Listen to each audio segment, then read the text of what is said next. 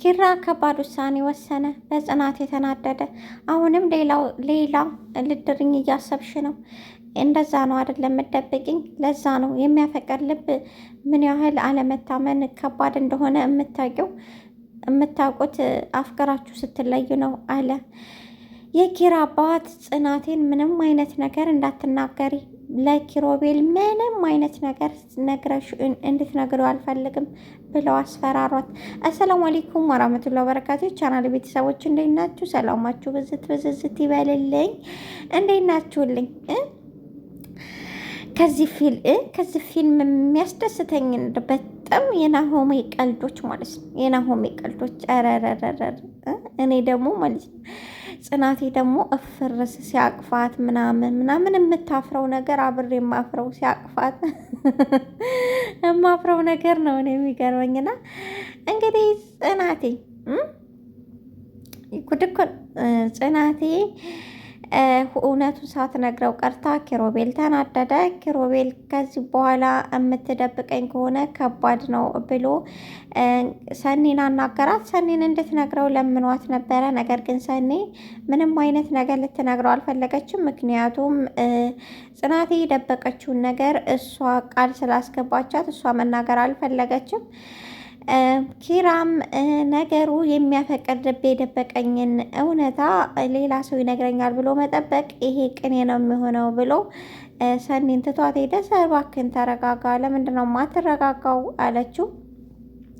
እሱም በጣም ተናዶ ትቷት ሄደ ማለት ነው። ጽናቴ ለኪራ አባት ደውላ እውነቱን ልንገረው እንዴ ለኪራ እውነቱን ማወቅ አለበት፣ እውነቱን እንድነግረው ፈልጋለሁ እና ልንገረው እንዴ አለቻቸው። እሳቸውን በፍጹም እንድትነግረው አንፈልግም፣ ምንም አይነት ነገር ለኪራ እንድትናገር አልፈልግም አሉ። እሷም እሺ በቃ ብላ በድንገት እያወራች እያለ ኪራ ጸጥ አለ። ምንድን ነው አሁንም ለሌላ ሴት ልትድርኝ እያሰብሽ ነው ማለት ነው? እያቀርሽ ነው? እያዘጋጀሽ ነው? ለዛ ነው አይደለ እውነቱን ልትነግርኝ የማትፈልጊው አላት። አረ በፍጹም ምንም አይነት ነገር ልነግርህ አይደለም። ርቦሃል? ምግብ እንብላ አይደለ? ርቦሃል አይደል ምናምን አለችው። እሱም የጠየኩሽን ብቻ መልሽልኝ፣ እኔ ስለ ረሃቡ ስለምናምን አላወራውም፣ የጠየኩሽን መልሽልኝ አላት። አረ ምንም ነገር ስለሌለ ነው ስትለው ለምንድን ነው የማትናገሪው ሲላት እኔ እኮ በጭራሽ አንተ እንድትጎዳ ስለማልፈልግ ነው አሁን የማልነግርህ በቃ ምናምን ስትለው ተናዶ ቤቱን ለቆ ወጣ ማለት ነው። እንግዲህ ናሆምና ምሩ መንገድ ላይ የሄደ ናሆሜ እየጮኸ ምሩ እኮ የኔ ናት ምሩዬ የኔ ናት። እየሰማችሁ ነው አይደለ? ትሰሙኛላችሁ? ምሩን በጣም ነው የማፈቅራት እያለ እየጮኸ ኧረ እባክህን አንተ እብድ ሆንክ ሰውዬ ብላ አፉን በጣም እፍን አደረገችው።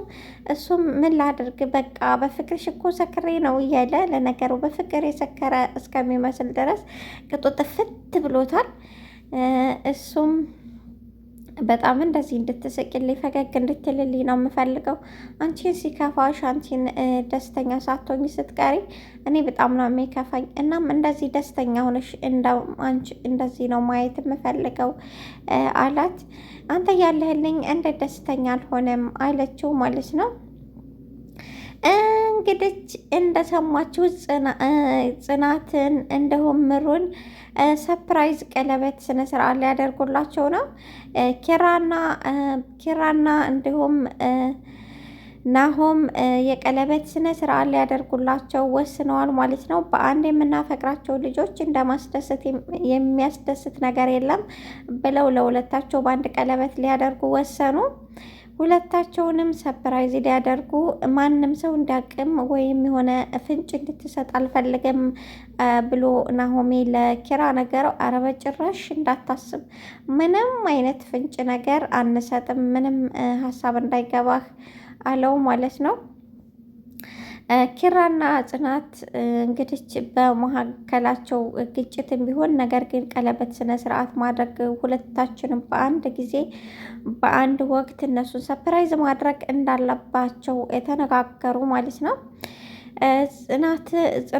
ለምን ለኪራ እውነቱን ለምን ለመናገር ፈራች እያላችሁ ብዙዎቻችሁ ደግሞ የተጨነቃችሁ ሰዎች እንግዲህ እናትህ ልትሞት ትንሽ ነው የቀራትና ለዛም ነው ልጅ እንድትወልድ ልድር የፈለግኩት ብላ ስትነግረው ምን እንደሚሰማው እንግዲህ መገመት አይጠፋም ማለት ነው። ምክንያቱም እናት ይህንን ለመናገር ፈርታ ነው ማለት ነው። ምክንያቱም እሱ እንዳያዝንና እንዲከፋ በጣም እንዳዝን አልፈለገችም ማለት ነው። ነገር ግን እኔ በመካከል ወደ ጉዳዩ ልግባኝ እና እኔ ይሄ የተቀነባበረ ይመስለኛል እንጂ እውነት አይመስለኝም። ማለት የኪራ አባት ያዘጋጁት ነገር እንጂ እውነት አይመስለኝም። እሷን ለመፈተን ያዘጋጁት እንዲሁም እናቱ በትንሽ ሳምንት ልትሞት ነው ማለት በጣም አደጋ ላይ ናት። እንዲሁም ኪራም አግብቶ መውለድ አለበት ያሉት በቃ እሷን ለማስፈራራት ወይም እሷ ለሌላ ሰው እንድትደራው ለማድረግ የሞከሩት ድርጊት እንጂ የሚመስለኝ እውነታ አልመሰለኝም ማለት ነው። ነገር ግን በዚህ ልክ እንዴት ሊሄዱ ይችላሉ? እንዴት እንደዚህ አይነት ነገር እርምጃ ሊራመዱ ይችላሉ? የሚለው ደግሞ ትንሽ ለሰሚው ለራሱ ከባድ ነው። ጽናትና ኪራ በሽምግልናው ጉዳይ እንግዲህ ተነጋገሩ። ሽማግሌ መላክ እንዳለበትና ነገሮችን ማስተካከል እንዳለበት ከራሷ ጋር እየተነጋገረ ለኪራ ነግረዋለሁ እያለች ነበር።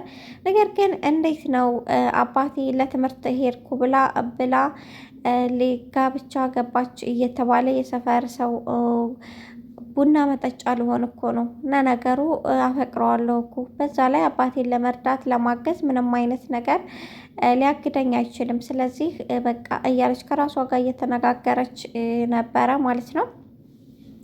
እንግዲህ ኪራና ናሆም ቀለበት ስነስርዓት ካደረጉላቸው ከዚያ በኋላ የሽምግልና ስነስርዓት ተደርጎ አብረው የመኖርና መውለድ መክበድ ደስ ይላል ማለት ነው። በቤተሰብ ተመርቆ ቤተሰብ ፈቅደን አልፈቅዳ ደስተኛ ህይወት ኑሩ፣ ደስታ ይገባቸዋል ተብሎ መመረቅ ለራሱ ሌላ ነገር ነው ማለት ነው።